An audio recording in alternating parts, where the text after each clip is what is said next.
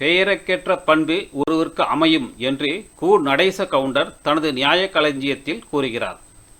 பெற்றோர் பொதுவாக குழந்தைக்கு பெயர் வைக்கும் போதே குலதெய்வம், இஷ்ட தெய்வம், முன்னோர்களது பெயர்களை வைப்பார்கள். கு. நடேச கவுண்டர் தனது 983 நியாயங்களில் ஒன்றாக பெயருக்கேற்ற பண்பு எனும் நியாயம் என்ற ஒன்றை கூறுகிறார். இதை அவர் வடமொழியில் கூறும்போது யாதா நாம ததா குண என்கிறார். பெயருக்கேற்ற பண்பு என்பது இதன் பொருள். நியாயம் என்பது தகுதி, நீதி என்றும் உலக பிரசித்தமானது என்றும் கூறுகிறார்.